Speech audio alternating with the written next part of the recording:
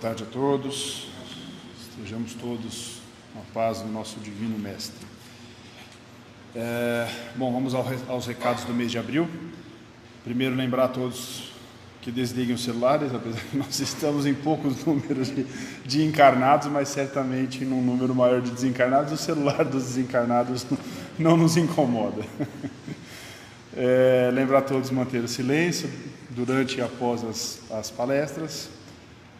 Domingo, dia 18 de maio, das 9 a meio-dia, a casa vai ter um mini seminário teórico de dirigente de reunião mediúnica, que são aqueles irmãos que comandam ali, que coordenam as reuniões mediúnicas. Perdão.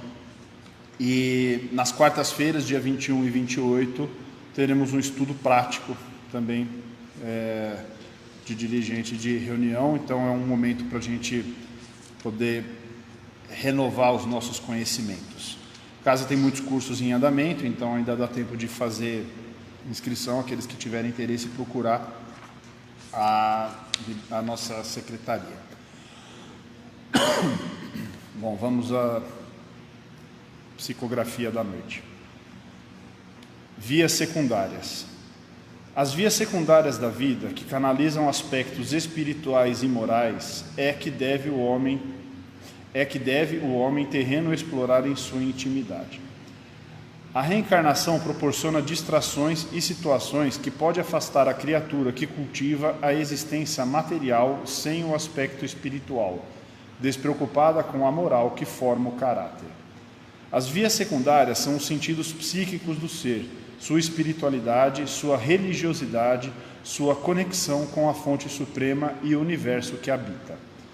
Quando dispensamos nossos propósitos do bem, fugimos às leis, deformamos nosso caráter, renunciamos às alegrias celestes e prolongamos nosso sofrimento.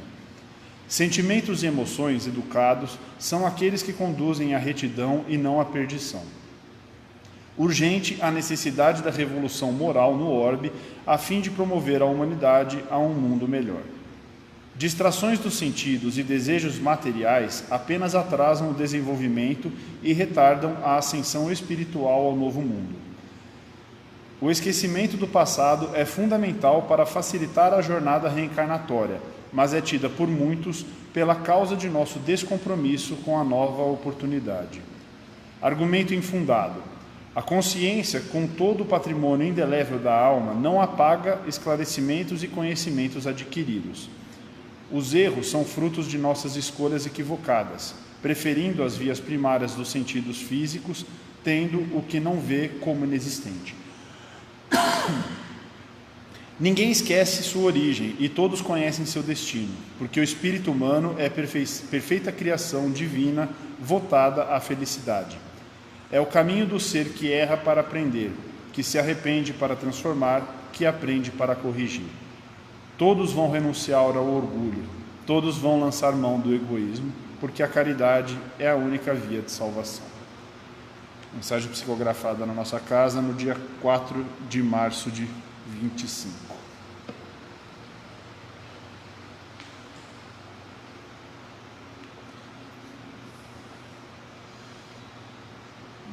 Neste momento, encarnados e desencarnados, vamos mentalizar a figura do nosso Mestre Jesus, já se faz presente, pois Ele nos disse que onde 2 ou mais se reunissem em seu nome, lá Ele estaria. Mestre querido, agradecemos por mais essa oportunidade bendita de estudo do seu Evangelho, estudo da sua palavra, pois sabemos que ainda somos seres em evolução, em aprendizado, e precisamos, Mestre, da sua guia, para que possamos seguir um caminho mais reto, rumo à nossa felicidade. Pedimos, Mestre, que abençoe a todos aqui presentes, em especial ao mentor desta tarefa, e a nossa irmã Vânia, que vai fazer o Evangelho desta tarde. Que as palavras dela possam ser abençoadas e possam ser refletidas em nosso íntimo, para que amanhã, Mestre, possamos ser melhores do que fomos hoje. Que assim seja, graças a Deus.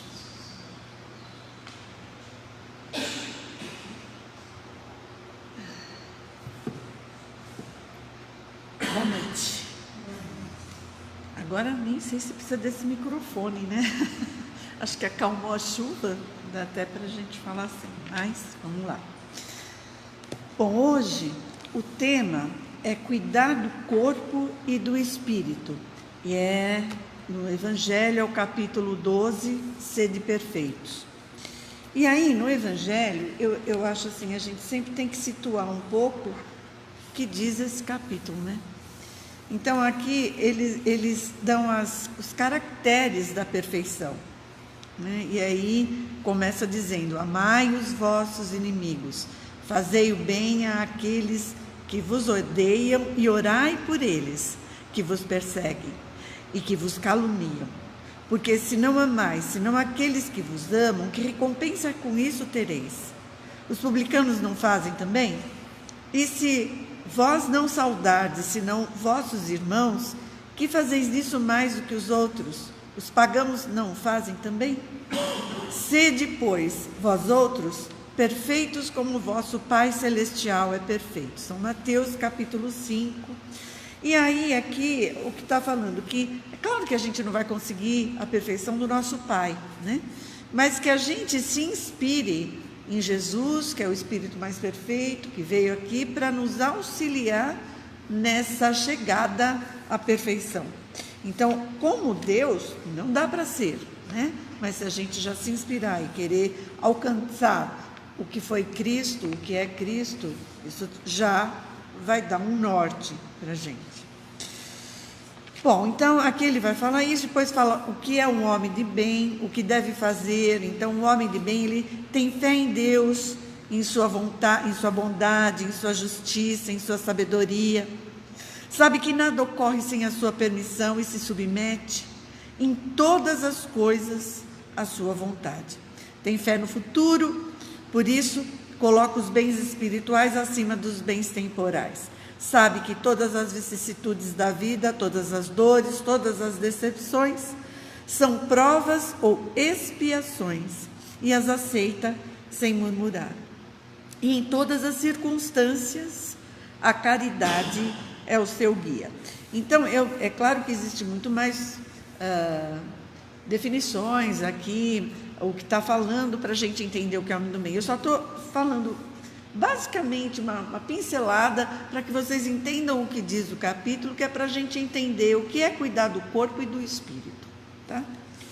Então, aqui está falando sobre os bons espíritas. O espiritismo bem compreendido, mas sobretudo bem sentido, conduz forçosamente aos resultados acima, que caracterizam o verdadeiro espírita como o verdadeiro cristão, que são a mesma coisa. O espiritismo não criou nenhuma moral nova, facilita aos homens a inteligência e a prática da moral do Cristo, dando uma fé sólida e esclarecida àqueles que duvidam ou vacilam. Então, é assim, o Espiritismo não é que ele veio trazer uma novidade, uma coisa nova do que já se sabia, mas ele vem explicar melhor, com palavras mais fáceis de compreender, com exemplos mais específicos, que a gente consegue compreender melhor as palavras de Jesus. E assim a gente entende como que a gente chega nisso, né? Nesse homem de bem e nessa perfeição, né? Outra coisa que fala é sobre o dever. Então, as instruções dos Espíritos nos falam sobre o dever. O dever é a obrigação moral, diante de si mesmo primeiro, e dos outros em seguida. O dever é a lei da vida. Ele se encontra nos mais íntimos detalhes, assim como nos atos elevados. Não quero falar aqui senão do dever moral, e não daquele que as profissões impõem. Então, o dever, na verdade, a gente primeiro tem que pensar nesse dever em relação a gente. Eu tenho uma frase que eu sempre cito, sempre digo, que é o que realmente me dá um norte, que a minha consciência é o meu maior algoz. A minha consciência, independente de que os outros estejam vendo o que eu estou fazendo ou deixando de fazer, é ela que me acusa, é ela que me cobra, é ela que é severa comigo mesmo. Então, Renata, chegou toda molhada, é isso? Ai, tadinha. Então, assim, é a minha consciência que vai me falar como é que eu estou indo, o que eu estou fazendo. E não assim, eu estou fazendo isso porque senão os outros vão ver, os outros vão falar, o que os outros vão pensar. Não, é eu comigo mesmo. Na hora que eu deito a cabeça no travesseiro, se eu fiz alguma coisa que não foi legal, eu vou me cobrar muito disso. Então, ela é que me tiraniza. Então, é isso que a gente tem que pensar, que é a nossa consciência que tem que saber o que a gente está fazendo, né? De acordo com todos esses ensinamentos. E aqui diz que Deus criou todos os homens iguais para a dor, pequenos ou grandes, ignorantes ou esclarecidos, todos sofrem pelas mesmas causas, a fim de que cada um julgue judiciosamente o mal que pode fazer. O mesmo critério não existe para o bem, infinitamente mais variado em suas expressões. A igualdade diante da dor é uma sublime previdência de Deus, que quer que seus filhos, instruídos pela experiência comum, não cometam o mal, argumentando com a ignorância de seus efeitos. Então, é assim, quando eu faço alguma coisa que eu causei mal ao outro, eu também sinto aquilo. Então, se eu tenho essa mesma capacidade que todas as pessoas de sentir essa dor, eu não posso fazer ao outro, eu não posso fazer outra pessoa, porque eu não gostaria que fizessem para mim. Então, é por isso que a gente tem que pensar muito, a gente tem que se policiar muito, a gente tem que se dominar muito, para que a gente consiga não ferir o outro, né? E aí, ainda dentro das instruções dos Espíritos, eles falam da virtude. A virtude em seu mais alto grau, comporta o conjunto de todas as qualidades essenciais que constituem o homem de bem.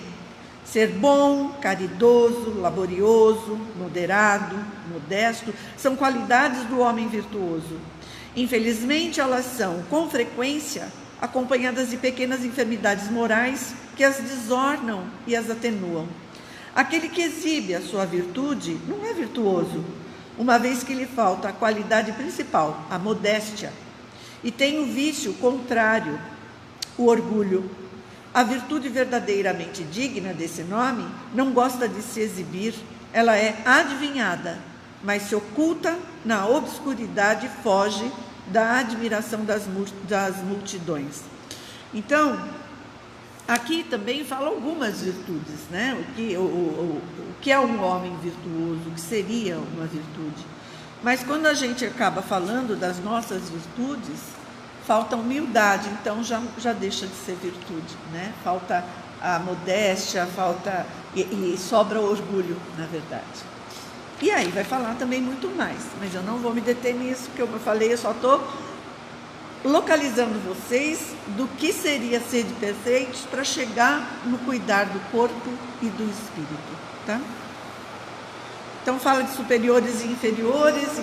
A gente vem a esse mundo às vezes como com um cargo superior, chefe de alguma coisa, né?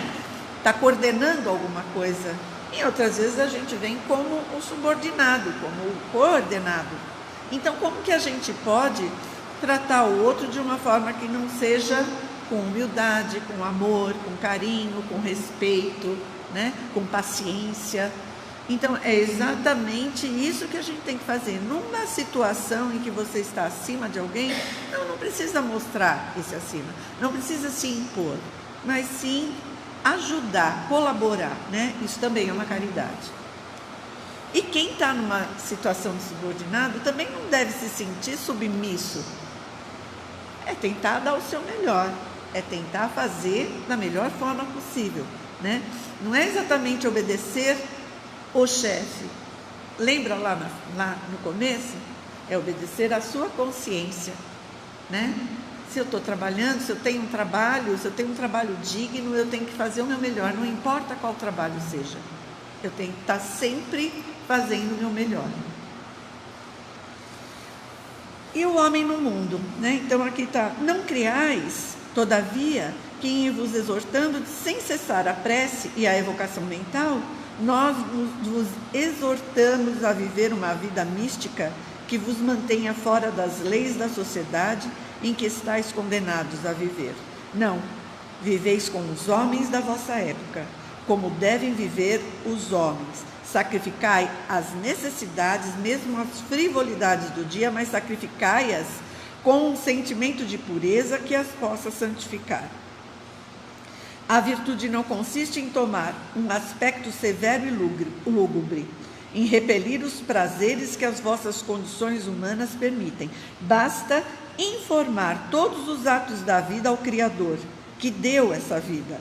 Basta, quando se começa ou se acaba uma obra, elevar o pensamento até esse Criador e lhe pedir no impulso da alma, seja a sua proteção para ser bem-sucedido, seja a sua bênção para a obra terminada. O que quer que fizerdes, remontai até a fonte de todas as coisas. Nada façais sem que a lembrança de Deus venha purificar e santificar os vossos atos. Então, o homem no mundo, ele tem que entender que tudo a gente tem que agradecer, tudo a gente tem que pedir, né? O auxílio de Deus.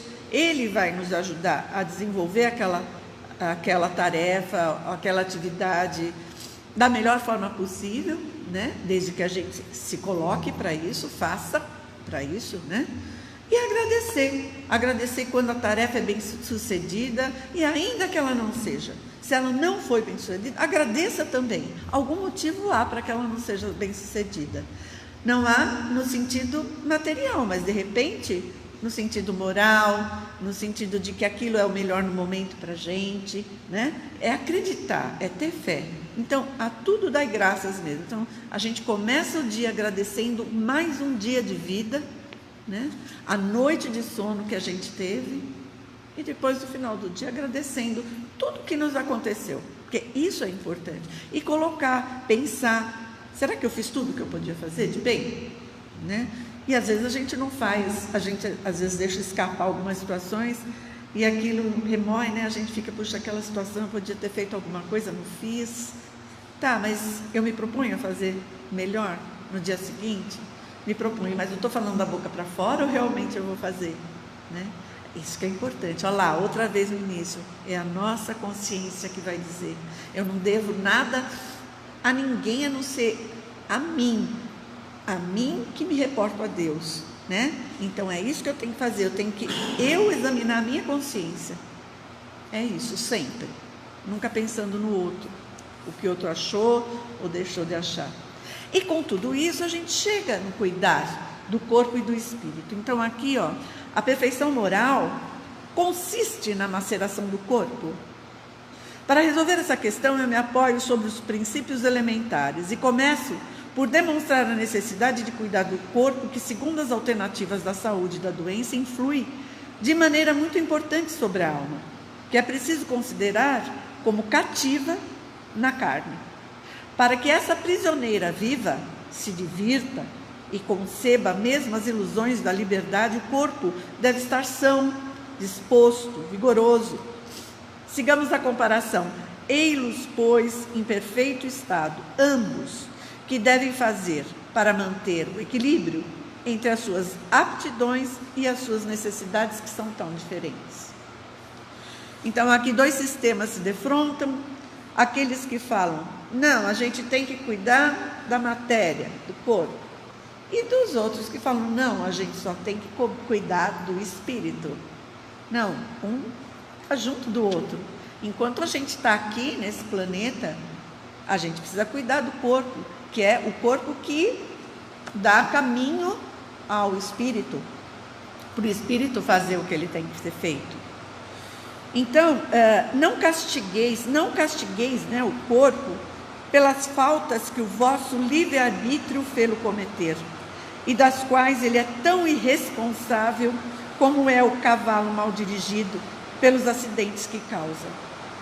Sereis, pois, mais perfeitos se martirizando o corpo, com isso não ficais menos egoístas, menos orgulhosos e pouco caridosos para com o vosso próximo? Não, a perfeição não está nisso. Ela está inteiramente nas reformas que fareis, vosso espírito suportar. Dobrai-o, submetei-o, humilhai-o, mortificai-o. É o meio de torná-lo dócil à vontade de Deus e o único que conduz à perfeição. Né? Então aqui, Jorge, Espírito Protetor, Paris, 1863. Então quando a gente lê assim, nossa, submetei, humilhai, mortificai, mas eu vou ter que fazer isso. Não é você forçar uma situação, mas a partir do momento que alguém te distrata, que alguém te ofende, que alguém te humilha, você não revida. Isso quer dizer, se humilhar, o que muitas vezes, né, a gente acha que isso é falta de coragem. Olha, hoje mesmo a gente conversava sobre isso, né?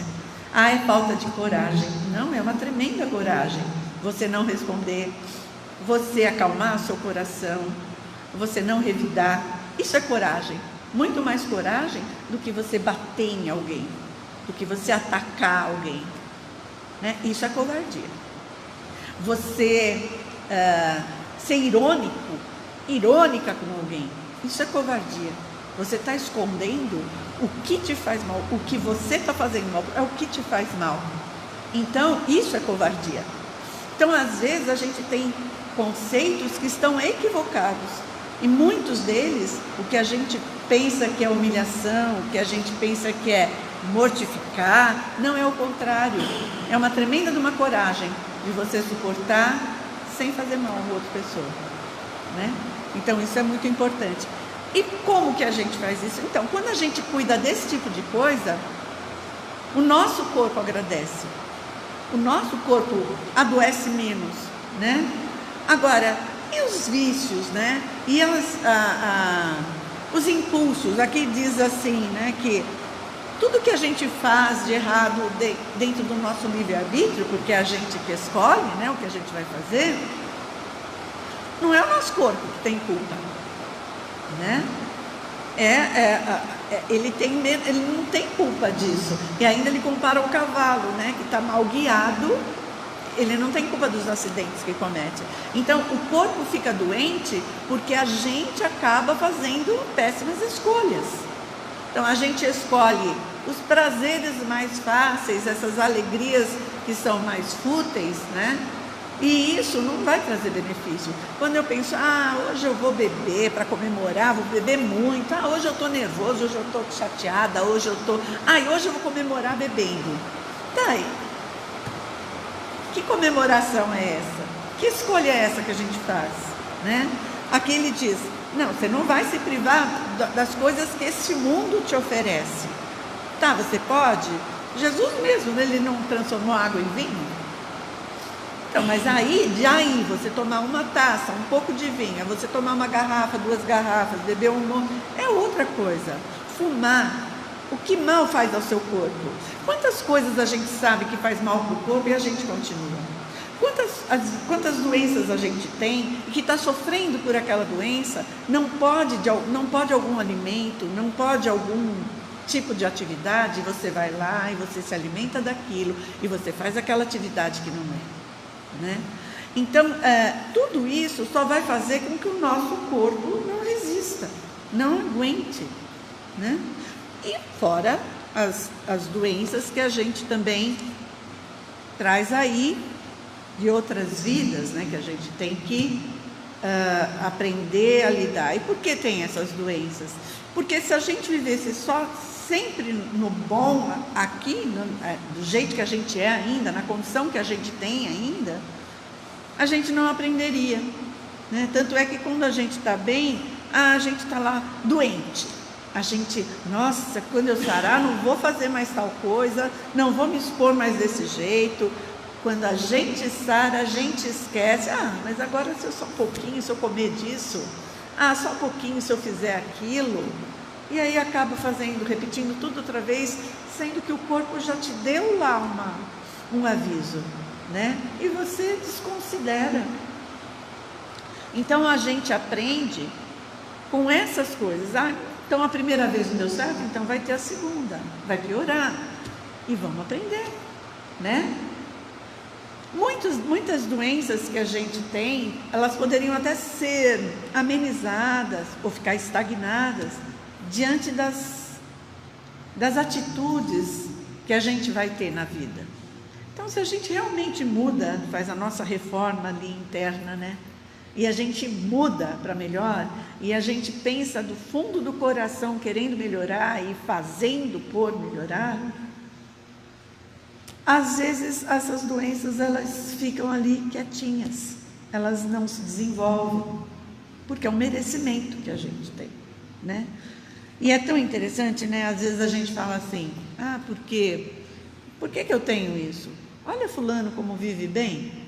Nossa, ele não tem nada disso, ele não tem doença, ele está sempre bem, ele está sempre em festa, ele está sempre fazendo tudo que ele quer, ele tem um emprego legal, nossa, ele tem dinheiro, ele tem um carrão.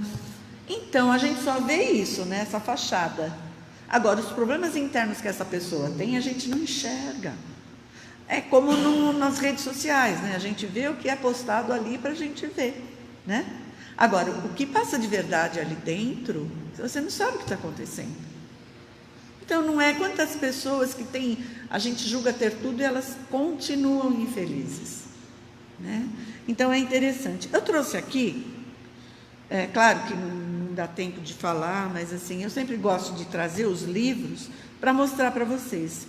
Essa série aqui é a série psicológica que Divaldo Franco escreveu, né, psicografou pelo espírito de Joana de Ângeles, que é a mentora dele. É a série psicológica, então fala o homem integral, Jesus de atualidade, momentos de saúde e de consciência. Então, cada um deles traz assim, o que seria, né? O que seria o homem integral? Então, o homem integral é aquele que vai pensar nessa questão dessa integralidade mesmo, né? Integridade e integralidade, tudo dele. O que é tudo isso? Então, é esse equilíbrio entre a saúde física e a saúde psicológica, saúde mental, saúde moral, né? E aqui ela vai nos falando de muita coisa. Então, aqui ela diz que a Organização Mundial da Saúde, ela fala que a definição de saúde é a falta de doença, não significa necessariamente um estado de saúde. Antes, porém, essa resulta da harmonia de 3 fatores essenciais: o bem-estar psicológico, o equilíbrio orgânico e a satisfação econômica, assim contribuindo para uma situação saudável do indivíduo. Então, essa é a definição. Então, olha que interessante. Então, não é a falta de doença que é uma saúde, porque às vezes a gente não tem uma doença, mas a gente tem tantos problemas psicológicos, tantas coisas estão envolvidas ali, até a questão econômica, que faz com que a gente adoeça. E ela diz também que não existe doença, né? Existe doentes. A gente só adoece, a doença só aparece porque nós somos doentes. Doentes, às vezes, psicologicamente, doentes de outras vidas. A gente carrega muitas coisas. E o mundo de agora, e isso aqui acho que ela escreveu em 1989, se não me engano, o mundo agora, naquela época, imagine agora, né? É muito corrido. É muito apressado, exige muito da gente, existem muitas pressões, né? Então, são muitas as pressões. Hoje, as pressões estão até com a tecnologia, né? A gente não consegue mais viver com tranquilidade. A tecnologia envolve a vida da gente. Quando a gente vê, estávamos falando isso também, você começa a pesquisar, você está lendo um texto, aquele texto tem um link que você vai para outro texto, para quando você chegou lá, você fala, o que eu estava pesquisando mesmo? Então, são muitas. As pressões no trabalho, depois da pandemia, né? A partir da pandemia, as pressões nos trabalhos estão demais, né? Elas são muito maiores, por conta da tecnologia também, mas das defasagens que aconteceram em todos os campos, né? E aí as pessoas tentam correr atrás. A questão de trabalhar em casa, como é difícil também, como se exige mais, e pelo fato de estar em casa, como não existe horário, você não faz um horário de almoço, você não termina na hora que deveria terminar, Você está cômoda no seu lar, mas você não vive a sua vida. Quando você viu, já passou o dia. Então, assim, são muitas outras. As notícias chegam para a gente numa rapidez absurda e nem sempre são notícias boas. A maior parte são notícias ruins. E o que a gente faz? Essas notícias vão entrando, vão minando a nossa vibração, vão minando todas as nossas energias. A gente se sente impotente, tem hora que dá um desânimo danado. O que fazer em relação a isso? Então, é assim, a sociedade já faz com que a gente fique enfermo. As propagandas, tudo nos leva ao consumo, a comparar com o outro tem isso, eu não tenho, eu preciso ter, mesmo que eu não tenha dinheiro, eu faço uma prestação, depois eu fico desesperado para pagar aquilo. Então, como que é tudo isso? Tudo isso faz com que a gente fique doente, e tudo isso são as nossas escolhas, né? E a gente acaba colocando a culpa na sociedade. Mas a gente tem o livre-arbítrio, a gente ouve, a gente vê, se a gente quiser, né? Então, o homem teima por ignorar-se, assume atitudes contraditórias, vivendo comportamentos estranhos, prefere deixar que os acontecimentos tenham um curso, às vezes, desastroso, ao invés de conduzi-los de forma consciente, né? Então, a gente, às vezes, não conduz, a gente está vendo que não devia ficar ali na internet, a gente não devia ficar ali naquele celular, e fica. E aí, exemplo, a gente acaba sendo referência para os menores, para as crianças, né? Então, como que eu posso pedir para que eles não usem, se eu estou a todo momento no celular? Como que eu posso pedir para que eles me deem atenção, se eles falam comigo, eu falo, sei. Tá bom. Se eu levo num parque, não presto atenção nas brincadeiras, né? Então, não adianta, não é a presença física, mas é a presença física, emocional, psicológica, carinhosa, amorosa, tudo ali é importante, né? Ai, gente, é tanta coisa, eu queria tanto falar mais, mas não vai, né? Já deu até o nosso horário. Então, aqui ela vai falar do homem integral, né? Da questão de todos esses estímulos, o que faz mal para a gente.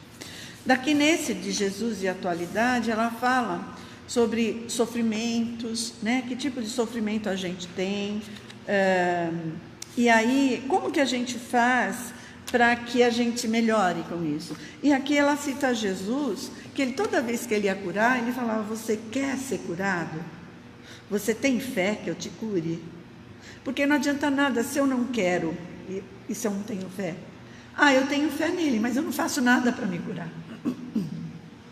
Então aqui ainda dá o exemplo do paralítico, que chegou para que ele curasse. E ele falou, você quer que eu te cure? Ele falou, quero. Você tem fé? Tenho. Agora, o que ele fez? Ele só ficou em casa tendo fé em Jesus, tendo fé em Deus? Não. Foi um maior perrengue para levar ele até Jesus. Então, ele fez alguma coisa. Foi feita alguma coisa. Por quê? Porque ele queria. Não era só a fé, é querer. Então, eu tenho que querer, eu tenho que me mexer também. Não adianta só ter a fé e ficar lá parado esperando que as coisas aconteçam, né? Ela, inclusive, dá um exemplo aqui de duas pessoas que haviam, o carro tinha quebrado, né? E um homem, ao quebrar, atolou o carro. Ele ajoelhou e ficou, o carro, mas é carro de boi, essas coisas, né, naquela época. E ele passou, e os discípulos passaram e viram que o carro estava atolado, e ele ajoelhado pedindo para Deus ajudar. Jesus não fez nada, não ajudou.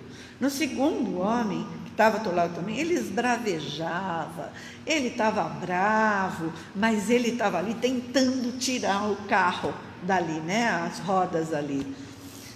E Jesus falou, vamos ajudá-lo. Depois disso, os discípulos falaram, mas por que ajudar esse que estava esbravejando, sendo que o outro estava rezando? Então, o outro estava esperando a ajuda viesse do céu. Ele não fazia nada. Então, aí ele tinha fé, uma fé cômoda, né? É uma fé que eu não preciso fazer nada, só peço e eu sou atendido. Não é assim. Então, eu tenho que ter fé. mas eu tenho que ajudar, eu tenho que fazer alguma coisa, eu tenho que querer. E para eu querer, eu faço, eu sempre tenho as ideias para tentar agilizar, né? Aí eu posso pedir, eu posso ter fé.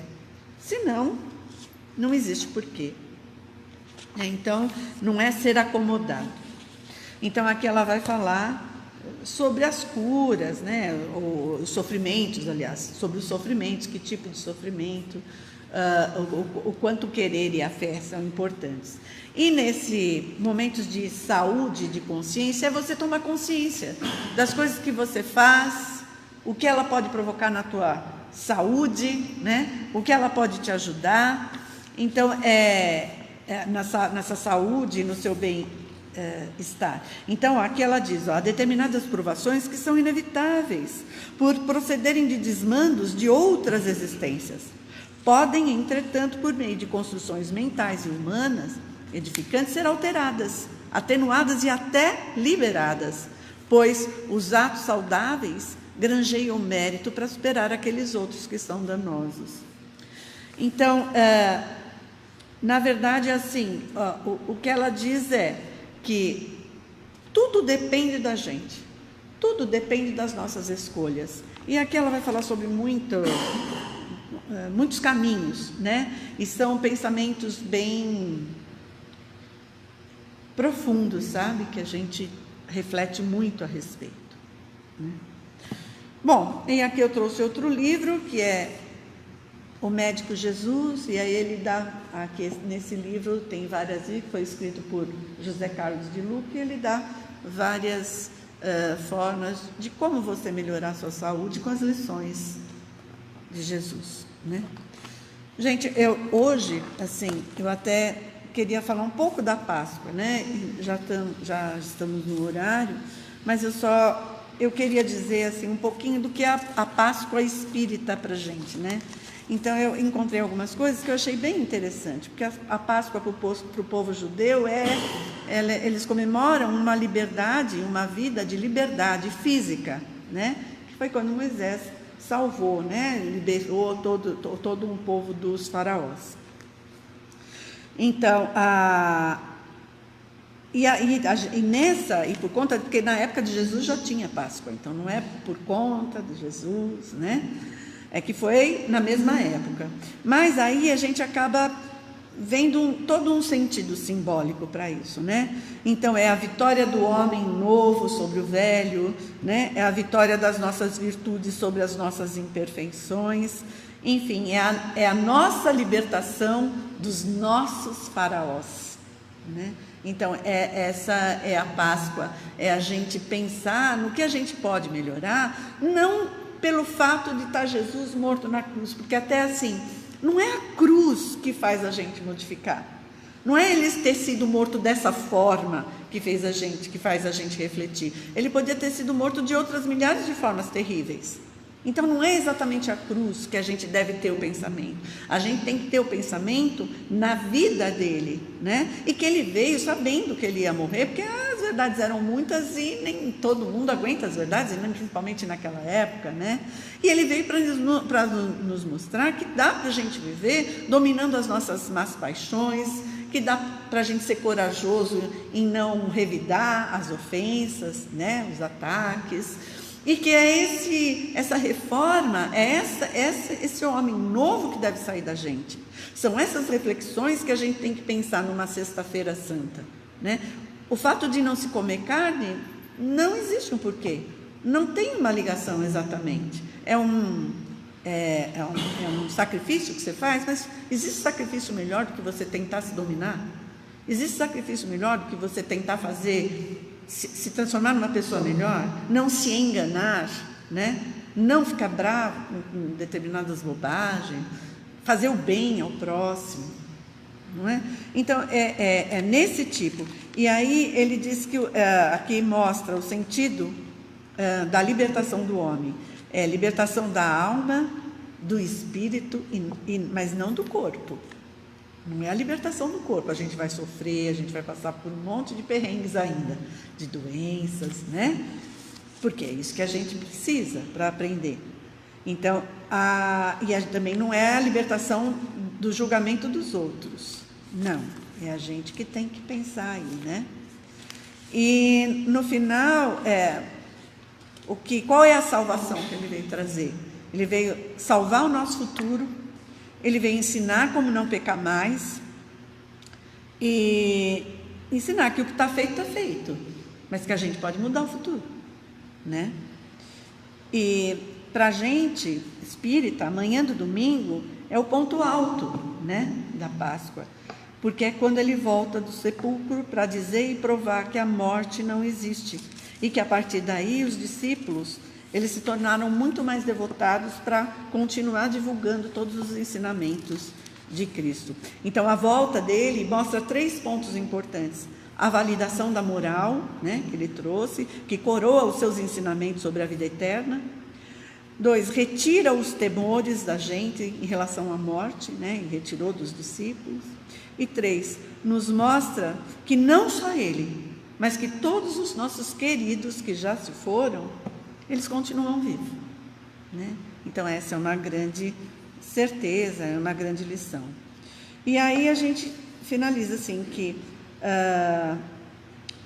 a doutrina espírita, ela tira o foco da Sexta-feira Santa, que é muito pardacenta, muito triste, para dar foco à alegria da vida eterna, né? Que é o que os ensinamentos de Jesus. Então, para os judeus é a liberdade do jugo dos faraós, para os católicos é uma vida liberta, né? Mas é a vida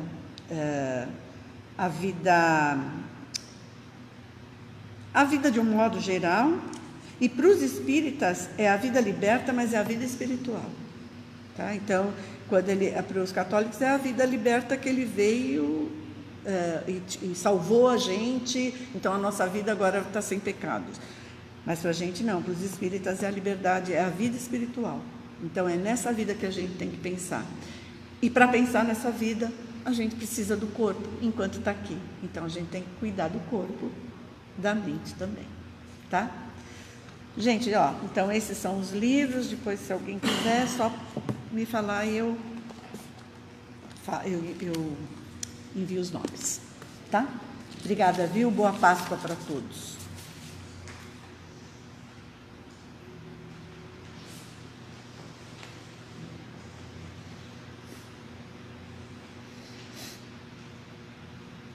Após essas belas palavras proferidas pela nossa irmã, este momento de Páscoa,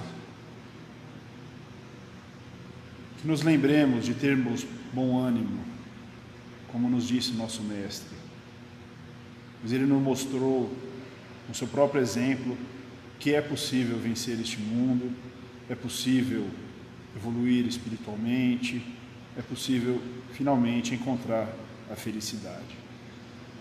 Que as bênçãos aqui recebidas nesta tarde não fiquem restritas somente a nós, mas que possam ser compartilhadas com os nossos familiares, com os nossos amigos, todas as pessoas de nosso convívio diário.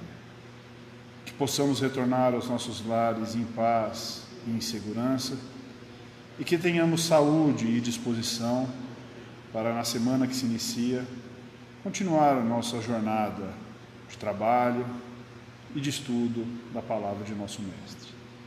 Que assim seja, graças a Deus.